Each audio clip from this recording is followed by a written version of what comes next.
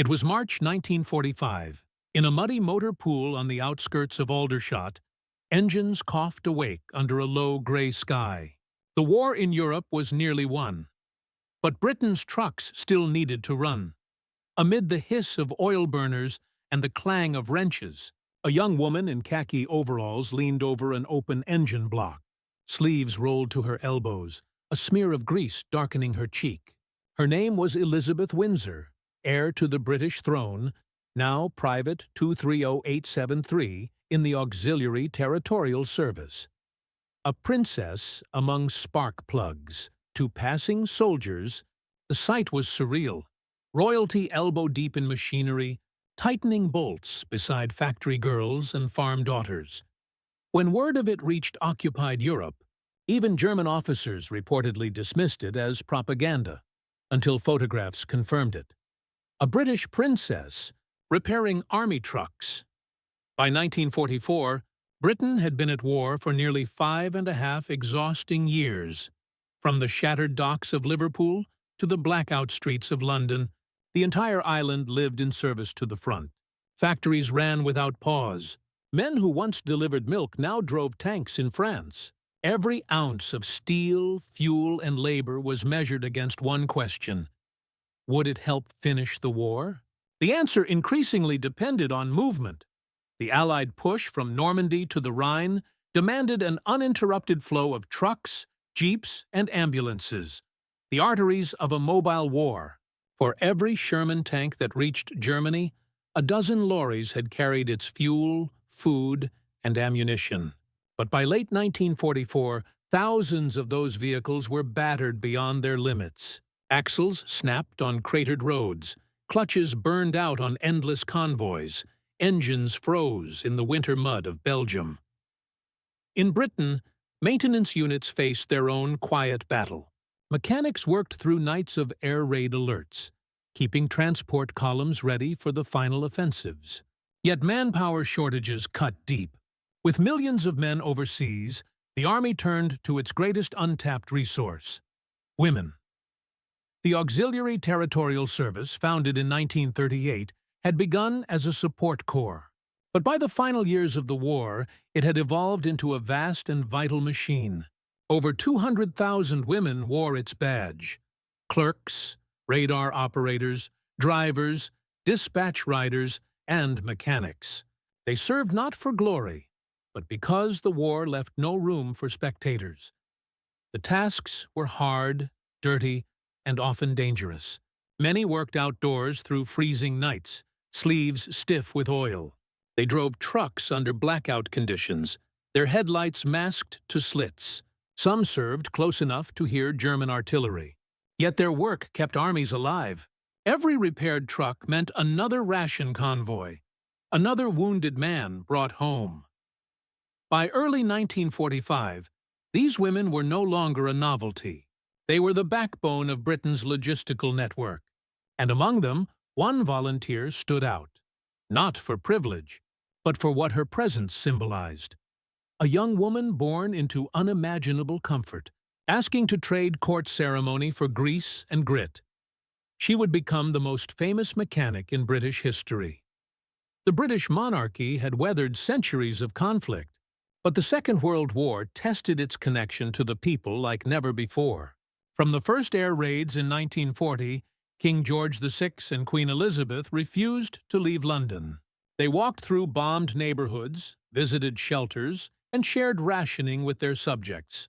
The young princesses, Elizabeth and Margaret, were evacuated briefly to Windsor, but lived under the same restrictions as millions of others.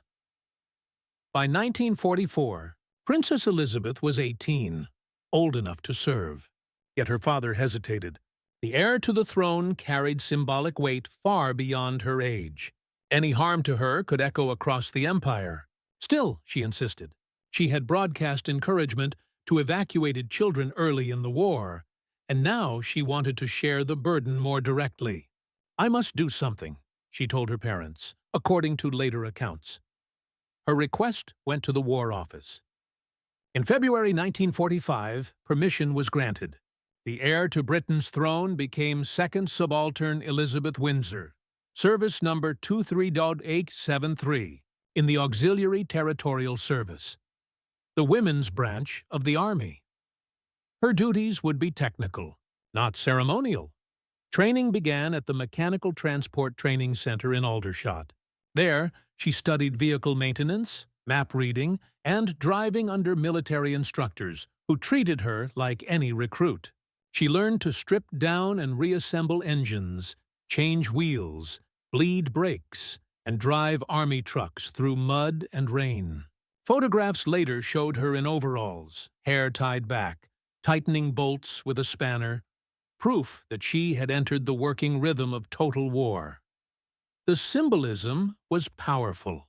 In a nation where nearly every family had someone in uniform, the princess's enlistment blurred the distance between palace and street. Newspapers worldwide printed the story. American editors praised the gesture. British commentators called it an image of shared sacrifice. Even Soviet dispatches noted it as evidence of Britain's unity of purpose. Inside Germany, Allied psychological warfare units ensured the photographs circulated widely. They illustrated a message more potent than any speech. Britain had mobilized not just its soldiers, but its soul. By spring 1945, the young mechanic princess was working long days servicing vehicles bound for supply convoys. She finished her training weeks before Germany's final surrender. The war's end was near, and the story of the royal mechanic was already becoming legend. The next question was what it truly meant. The human angle. Women of the motor pool, the war was often told in images of heroism. Spitfires over Dover, tanks crossing the Rhine, flags raised in victory. But in 1945, the war's heartbeat thudded in workshops far from the front. Rows of olive-drab vehicles stretched across muddy depots. The women of the Auxiliary Territorial Service moved among them like surgeons in grease-stained overalls. They worked with sleeves rolled high, hair pinned beneath scarves, fingers raw from cold steel. Each truck bore scars from the road. Blown head gaskets, cracked gearboxes, splintered springs. Mechanics worked in pairs, using crowbars for leverage, boots slipping in the slush. There was no glamour here, only necessity. Every vehicle repaired meant another convoy could roll to the Channel ports, feeding the armies pushing into Germany. The women's rhythm was mechanical but precise. Inspect, repair, test, record. They spoke in engine terms, not politics. Many had brothers or fiancés fighting overseas. Every bolt they turned felt like an act of protection. Within that steady industrial music, Princess Elizabeth's presence blended in. She was not given privilege. Her instructors were under orders to treat her no differently. She shared the same schedule, the same duties, the same fatigue. Fellow recruits later recalled her politeness and her determination to do the job correctly. To them, she wasn't "Your Royal Highness." She was simply Elizabeth, another mechanic learning to keep Britain's wheels moving. What distinguished her was not her title, but her discipline. She asked questions, checked torque settings twice, refused help unless safety required it. For a girl who had grown up under chandeliers, the clang of a wrench on steel marked a deliberate act of identification with the people she would one day reign over. The tactical angle. Keeping the war moving by. Late 1944. The Allied Army's biggest enemy wasn't always German firepower. It was logistics. During the advance across France, the U.S. Red Ball Express had shown how supply lines could make or break an army. Britain faced similar challenges. A single infantry division needed hundreds of tons of supplies every day. Fuel, ammunition, rations, spare parts. Without functioning trucks, even victory could stall. Vehicle maintenance therefore became a form of frontline combat. Mechanics weren't carrying rifles, but their hands determined whether the next push could begin. A seized gearbox could immobilize an entire column. A leaking fuel pump could starve a tank brigade miles away. The ATS units, though often overlooked, provided crucial continuity. Women replaced broken pistons, repaired radiators, and tuned carburetors that fed trucks rumbling across Europe. Their work freed trained male drivers and engineers for the front lines. In that context, Princess Elizabeth's training was more than symbolic. She had entered the machinery of victory itself. Every ATS depot like hers was a nerve center in a vast logistical web that connected London to the Low Countries, and finally to Germany's heart. The war was no longer about charging across trenches. It was about keeping engines alive long enough to finish the job. By spring 1945, that machine was straining but unbroken. And somewhere in a muddy yard in Aldershot, a young woman of royal blood wiped her hands on a rag, listening to an engine purr back to life. A small act that echoed the endurance of an entire nation. The technological angle. Machines of the war effort by 1945. Britain's army moved on wheels. More than 500,000 vehicles served under the Union Jack. Everything from Bedford QLs and Austin K5s to the reliable Fordsons built under license. Most had survived years of rough service, overloaded, under-lubricated, patched together from salvaged parts. The workshops of the Auxiliary Territorial Service became operating rooms for this metal anatomy. Engines were stripped, cleaned, and rebuilt using standard-issue kits and sheer perseverance. Mechanics learned to diagnose faults by sound. A misfiring plug, a whining differential, the dull clunk of a cracked bearing. Every sound carried meaning. Spare parts were precious. Cannibalizing wrecks was routine. For trainees like Elizabeth Windsor, it was both education and revelation. She learned to reverse heavy trucks through obstacle courses, service spark plugs, and use a timing light to align ignition precisely. The process wasn't ceremonial. She was expected to meet Army standards before she could qualify as a driver and mechanic. The uniform might have fit differently, but the oil stains were the same. Technology, in this setting, was both humble and heroic. The war's outcome depended as much on a well-greased gearbox as on any Spitfire overhead. And behind each functioning truck stood mechanics, men and women, whose technical skill transformed machinery into momentum. The leadership angle, symbolism of service for the British public.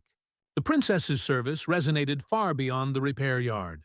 The royal family had already earned deep respect for refusing safety abroad during the Blitz, but this act went further. It dismantled hierarchy through example. Leadership, at its most persuasive, often speaks through imitation rather than decree. When citizens saw the heir to the throne in uniform, not at a parade but in a motor pool, it carried a moral weight that no speech could match. Wartime Britain had already blurred class boundaries. Evacuees, factory workers, and officers lived on the same ration books. Yet the sight of a royal shoulder-to-shoulder with mechanics reinforced a collective conviction. Everyone served the same cause. Inside the army, morale officers noted a distinct psychological effect. The story circulated among troops in Italy, France, and even Burma. Proof that the home front shared the hardship.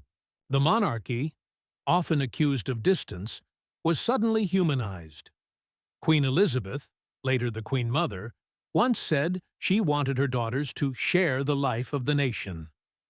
In the final months of war, her eldest did precisely that. The enemy angle, German perceptions and propaganda across the Channel. Allied intelligence units monitored German radio propaganda. By early 1945, Goebbels's Ministry of Information was still trying to depict Britain as a class-divided, decaying empire. Yet even within German ranks, reports surfaced of disbelief when Allied broadcasts claimed that Princess Elizabeth had joined the ATS. To many Wehrmacht officers, steeped in traditional aristocratic hierarchies, the idea was absurd. A monarch's daughter turning spanner in hand. Some dismissed it as British morale theatre, a stage-managed story to boost civilian spirit. But photographic proof soon circulated through neutral channels like Switzerland and Sweden. The images were irrefutable. The young princess standing beside an army truck, grease on her hands, laughing with fellow recruits. The reaction inside Germany was uneasy. Allied psychological warfare specialists intercepted letters and frontline gossip hinting at quiet admiration. Even enemy soldiers recognized the symbolism. A nation whose royalty worked for victory might not break easily. In a war that had turned propaganda into a weapon, Britain had just delivered one of its most potent blows. Not through bombs or speeches, but through a wrench in royal hands. By April 1945, the European war had entered its final convulsions. Across the continent, German resistance crumbled. Allied columns surged toward the Elbe. The air smelled of diesel, smoke, and thawing earth. In Britain, victory felt near, but not yet real. People still queued for rations, factories still hammered steel, and the threat of one last air attack still haunted every blackout. At an ATS depot near Aldershot, Princess Elizabeth's unit worked as if the war might last forever. Trucks needed servicing for relief convoys and demobilization runs. Some were bound for hospitals, others for depots collecting displaced refugees once Germany fell. The work was constant, repetitive, and unforgiving. And then came the day the press arrived. It was late March when the War Office approved a limited release of photographs showing the heir to the throne at work. Sleeves rolled, hands dark with oil, leaning into an engine compartment beside fellow recruits. The images appeared in the Illustrated London News, then crossed the Atlantic to Life and Time magazines. Within weeks, they were reprinted from Ottawa to Sydney. For millions, it was the first glimpse of a monarch in waiting, not in silk or uniform parade, but in the same working garb as the nation's daughters. The reaction was immediate. Factory workers pinned the clippings beside production charts. Children cut them out for scrapbooks. American GIs joke that even the princess has grease under her nails. And across occupied Europe, those photographs became emblems of quiet defiance. In neutral capitals, foreign correspondents reported astonishment. The Swedish newspaper Dagens Nyheter called it the most democratic image yet of the British crown. The New York Times praised her equal share in duty. Inside Germany, Allied leaflets dropped by the millions carried the photograph, captioned simply, "Even their princess works." For Joseph Goebbels's propaganda machine, this was a nightmare. Nazi ideology had long glorified hierarchy. Nobility above labor, bloodlines above sweat. The image of a princess covered in oil ruptured that narrative completely. Allied analysts later recorded intercepted Wehrmacht chatter, noting the story with ironic respect. Some German officers, accustomed to ceremonial royalty, could scarcely believe the British royal family would risk its heir for public duty. For the British people, the moment meant something deeper. It wasn't about war anymore. It was about identity. The photograph compressed 6 years of endurance into one frame. Unity, sacrifice, equality before duty. And it reached the world precisely when victory was finally within sight. Days later, the German front collapsed.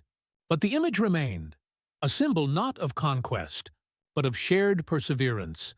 And as London prepared for the end of war, the princess, who had once learned to shift gears in a battered army truck, would soon drive through crowds celebrating peace. Final days of April 1945. Blurred into a rush of endings. Berlin was burning. Hitler's empire, once vast and brutal, had folded in on itself. Allied columns closed from west and east, and the roads were choked with refugees, surrendering troops and broken machines. In London, the air raid sirens finally fell silent.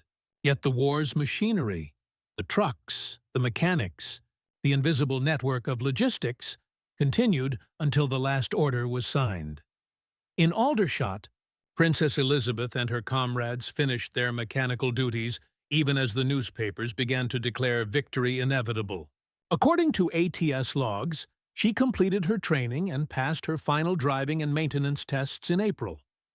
Her record showed proficiency in operating heavy vehicles, from ambulances to 3-ton lorries. She was, by every measure, a qualified military driver-mechanic. Then came the announcement the world had waited for. May 8, 1945. Victory in Europe Day. Britain erupted. Bells pealed across the country. Crowds poured into the streets waving flags, dancing, singing through tears of exhaustion and disbelief. That evening, the King and Queen appeared on the balcony of Buckingham Palace. Beside them stood their daughters, Elizabeth and Margaret, still in uniform. The roar from below drowned out the music of the bands. It was not the pageantry of monarchy, but the exhalation of survival. What the world saw that night was more than royal ceremony. It was continuity itself. The same princess who had changed spark plugs weeks earlier now saluting from the palace, representing a people who had fought, worked, and suffered as one. Across the Atlantic, Life magazine wrote, "The British Crown has found a new voice, not in words, but in action." Even some German prisoners of war remarked on the story. Allied interrogators recorded surprised comments about the English princess who fixed trucks. In the ruins of their own nation, where hierarchy had crushed equality into obedience, the idea struck a chord of bewildered respect. British intelligence later reported that the princess's service had been referenced in German morale analyses distributed among officers in early May, described as curious evidence of English unity. The remark, buried among thousands of intercepted messages, captured something larger than propaganda could ever plan. The image of a princess at work had become a shorthand for a national character. Industrious, unpretentious, determined, and in that final week of the European War, as London searchlights crossed over the palace one last time, the future Queen of Britain stood in her uniform, not as a distant heir, but as a fellow soldier among millions. The war had ended, but her service had etched a permanent mark on what monarchy would mean in the modern world. When the victory bells finally quieted, Britain confronted the reality of peace. A nation scarred, rationed, and grieving. The cities lay in ruins, the countryside littered with training grounds and broken aircraft. Yet amid the wreckage, there was pride, the knowledge that Britain had endured without surrender. The story of the royal mechanic became one of those fragments of light that helped people believe the struggle had meant something. Newspapers revisited the photographs that had circled the world in March. They reprinted them beside headlines about reconstruction, ration extensions, and returning troops. The captions no longer called her Princess Elizabeth. They called her Second Subaltern Windsor, ATS. In those months, her service was quietly celebrated, not as royal publicity, but as proof that the monarchy had shared the people's burden. Soldiers returning from Europe spoke of seeing her picture in barracks overseas, a detail that seemed trivial until one remembered what morale meant in war's darkest years. Prime Minister Winston Churchill himself noted the symbolism during post-war remarks, calling the princess's enlistment a mark of the national spirit which refused to admit division of class or privilege. Even hardened journalists, long skeptical of monarchy's relevance, conceded its effect. The Times wrote that her service closed the gap between palace and people by one act of practical humility. Within the armed forces, the ATS began its slow demobilization. Many women returned to civilian life carrying skills that would transform the post-war workforce. Mechanics, electricians, and drivers who had proven their worth beyond all expectation. Elizabeth Windsor was among them.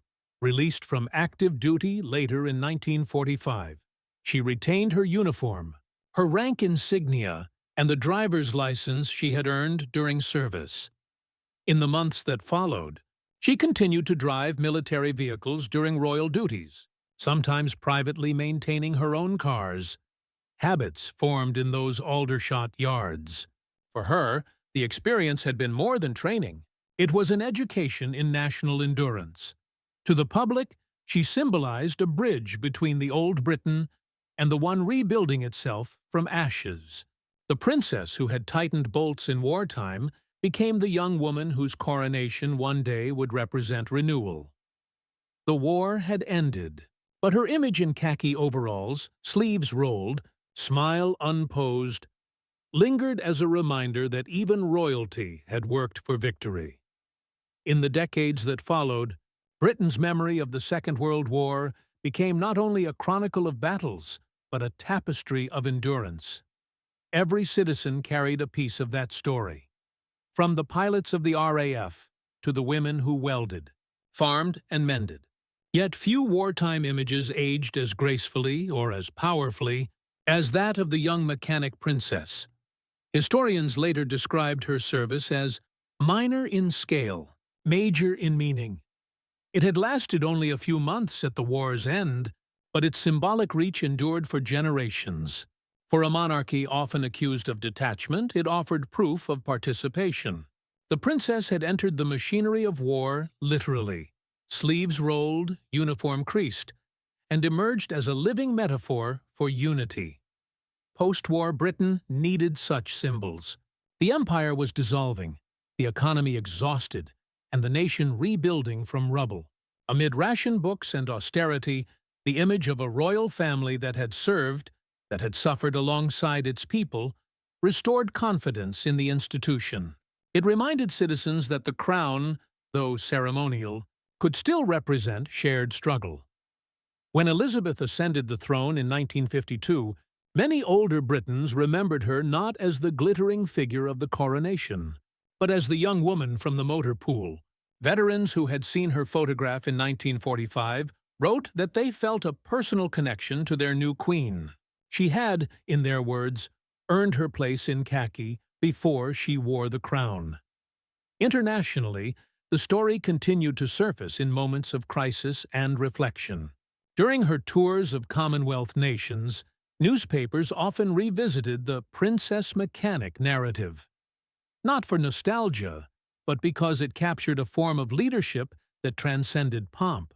In societies rebuilding their own identities, the tale of a monarch's daughter repairing trucks carried moral resonance. For historians, it became an emblem of the democratization of service during total war. The idea that, in a fight for civilization itself, even symbols of privilege bent to labor. The act blurred social lines and offered a model of dignity in work that would echo through later generations of public service. German accounts, published years later, confirmed that news of her enlistment had circulated through Wehrmacht intelligence and foreign press summaries. A retired officer interviewed in the 1960s admitted, "We thought it was clever propaganda, but we also thought it said something about the English spirit." By the turn of the 21st century, when the Queen revisited wartime exhibitions and stood beside the very trucks she once serviced, the photographs had taken on the softness of legend. Yet the story's power remained rooted in its truth. For a brief, pivotal moment in 1945, a young woman of royal blood shared the grease, noise, and exhaustion of her generation. It was an act that required no embellishment. Its strength lay in simplicity, the quiet unity of a nation that worked, fought, and survived together. History often remembers kings and queens through coronations, speeches, and wars, but sometimes legacy hides in smaller acts.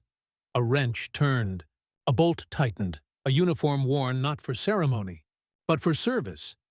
In that final winter of the Second World War, Princess Elizabeth's decision to join the Auxiliary Territorial Service did not change the course of battles. It changed perception of leadership, of monarchy, of duty itself. It showed that even in the most hierarchical of institutions, humanity could still bridge class, gender, and power. and that in an age of total war, no symbol mattered more than shared labor. Decades later, when Queen Elizabeth II spoke of her generation's endurance, "We kept calm and carried on," she was not quoting a slogan. She was remembering the smell of oil and the weight of spanners in her hands. A princess who once repaired army trucks had become the monarch who embodied resilience itself. And in that quiet continuity, Britain found its strength.